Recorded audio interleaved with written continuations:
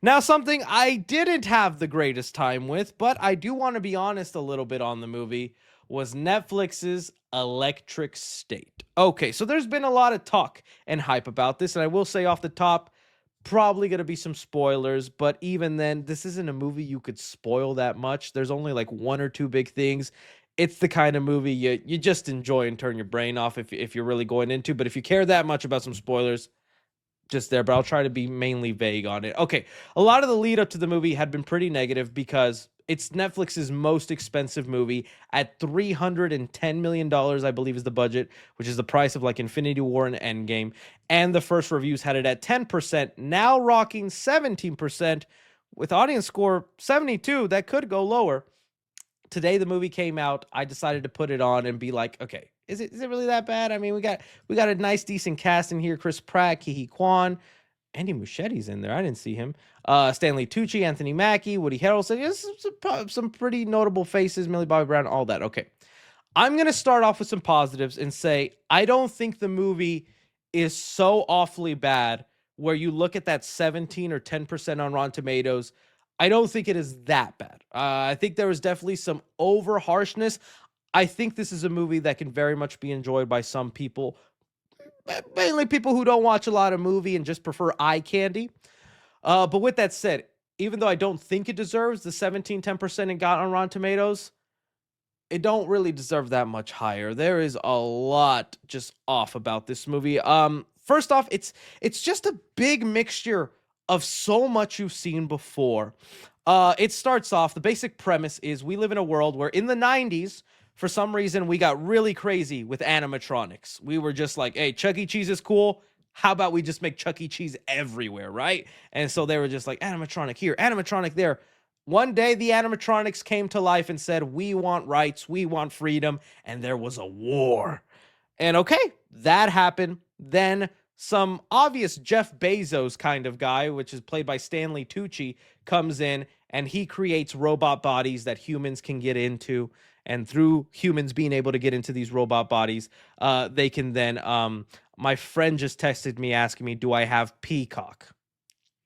Let me text him back saying, no, I do not have the cock. Peacock. Moving on to the review. But that's how the humans then fight, and they kind of get to a place where, okay, we won, we got humanity back, and now we're going to put the animatronics in like this desert area. They could all live there, and us humans, hey, we now have these robots we can get into Wall-E style. So, remember Wall-E when they're all in that chair? Wall-E. Wall-E chair. This is basically how every human in the 90s is now living. They go inside these robots. Half of their brain can be doing housework like dishes or going to work earning money, while the other half of their brain is in a simulation sim style, and they can do whatever they want. I think they showed us in one world, the guy who's the Jeff Bezos, he's in a world with mermaids. What is he doing to those mermaids? You can pretty much guess yourself. They didn't show us that, but I'm pretty sure that's what he's doing with them mermaids. And I'm just like, okay, so the world goes to crap because everyone's just at home. No one wants to go outside. They just want to be inside this Ready Player One world. And again, it just becomes amalgamation of things you've seen. So right there, have some stuff from Wall-E, put it in this movie. The Terminator stuff of the robots coming over. There's even a line where Chris Pratt's character says like a rip-off version of what Kyle Reese says in Terminator, where they're like, they don't eat, they don't sleep, they don't think. Like that awesome line. Chris Pratt says that in the movie. They don't eat, they don't blink. I blink. Which just goes to show you the dialogue in the movie too. Not the best dialogue. A lot of unfunny lines, cringy dialogue. It's a lot in that vibe of, they never say this, but it's that same vibe, and I'm not making fun of the MCU, but a lot of, he's right behind me, isn't he? That kind of vibe all throughout the movie. Things like that. And it's like, what could possibly go wrong? Well, that went wrong. And it's just a lot like that. It makes it a little hard to enjoy. And so I think that's just the big problem. Even like one of the main robots, again, it's tropes that we've seen before. He talks like Bumblebee in the Transformers movie, where he can only talk through phrases said from his cartoon show. So while Millie Bobby Brown's trying to have a conversation with this robot, he's just picking out lines from his show like, Let's get ready, kids.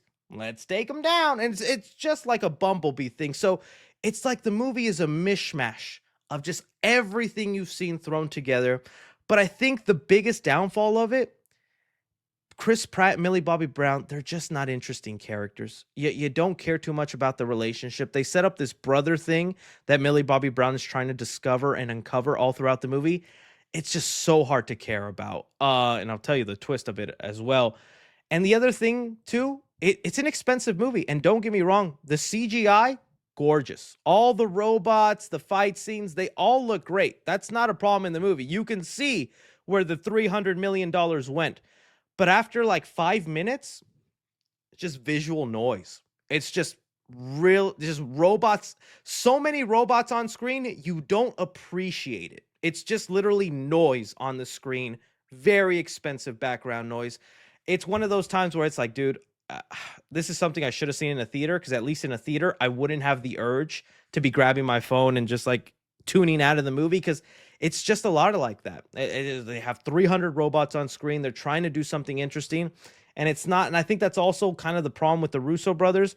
They have the money and the resources to maybe handle or do something with this expensive money, but with this much, there's no how do I say it, visual flair. A lot of it just looks uninteresting. You have these gigantic robots, these huge landscapes, but it all looks so dull. It all just looks so gray and flat. But it shouldn't, because it costs $300 million. And so it's just a lot where you're just going to tune out and go, this is a really expensive nothing movie. And I think you'll get bored halfway through it and not care about the story. Some of the character turns, like Giancarlo Esposito, someone said bro hating on the entire movie. And so like that's also the thing I want to say. This is a movie I could easily see my dad, my uncle checking out, putting it on in the background and being like, that was fun. That was enjoyable. It's the kind of thing where if you've seen enough movies, you just can, it just the red flags of like why this isn't working pop up. But if you're someone who just doesn't dive too much into watching movies or really seeing a lot of the patterns that they're just recycling, reusing, and throwing at your face, yeah, to you it's gonna be like, that was awesome. That was I've never seen anything like that. And I'm just like, I've seen a lot like that, and this wasn't even a good, refreshing version of it. Um, let's see here. I'll try and think of what else. To me, like I said, it's on Netflix, so it's also just hard to like not even be like don't watch, you know? It's like you can put it on, but I guarantee you 15, 10 minutes in, you're just gonna like it's so funny to me too how one of the main characters of the movie is literally the peanut from the brand of the peanut mascot. That's not even like a joke or me being like, bro looks like the mascot from Peanuts.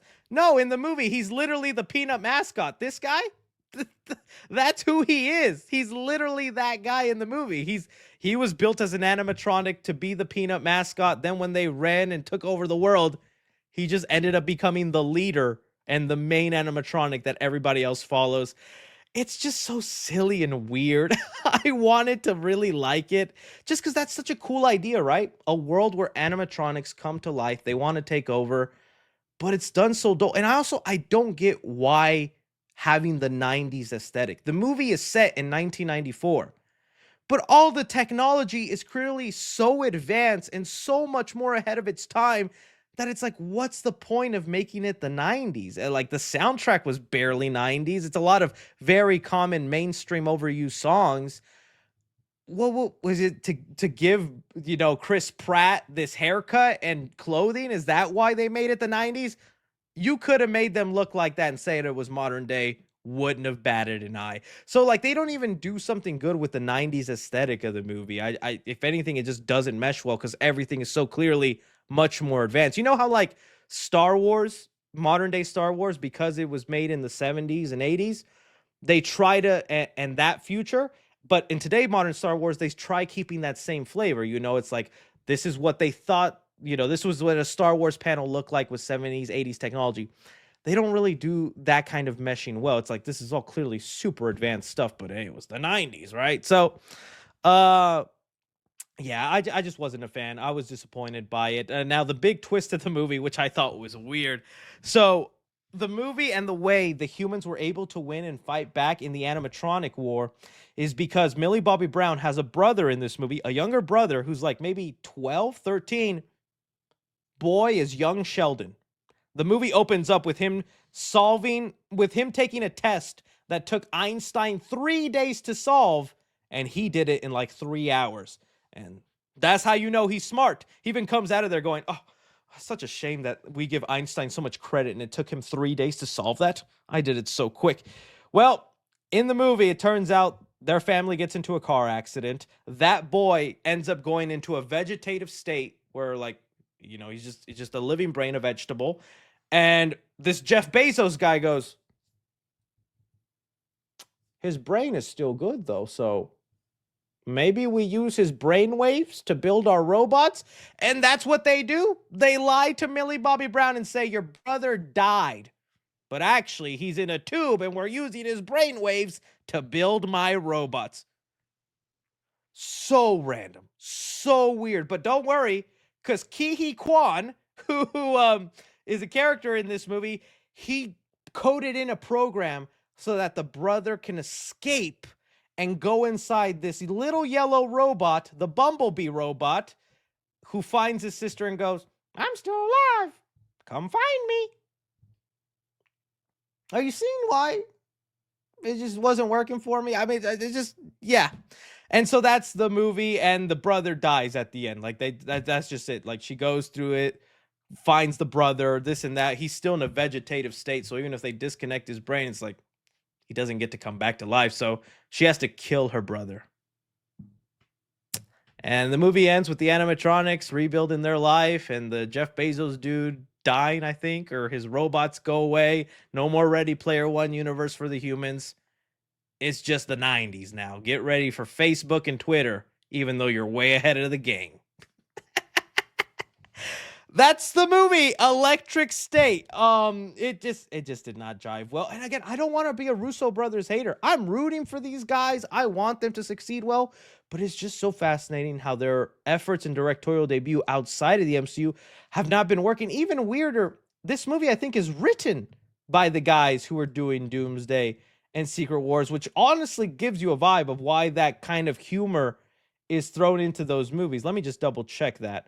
Let's see here. Yeah, Chris Marcus and McFeely, they are writing Nemesis. Okay, no, but they did write Endgame, Infinity War, Civil War. So it's like it's not all bad. I mean, Civil War was good, and Winter Soldier was good. Infinity War, Endgame, they write the screenplay, and I liked Gray Man. But it just wasn't jiving well there. Interesting. Um, yeah, guys. So I was just not a fan. If this was a situation where it wasn't basically free on Netflix, if you have a subscription, I'd tell you to avoid it. But because you're just able to watch it from the comfort of your home, give it 15 minutes. If you find yourself bored, movie's gonna be what it is, just background visual noise. That's kind of what it ended up becoming to me. It's 2 hours long too, so I don't know, not for me. But if you loved it and you thought it was awesome, let me know. I will say, what's his name? Anthony Mackie and this robot, pretty funny robot. Pretty funny robot.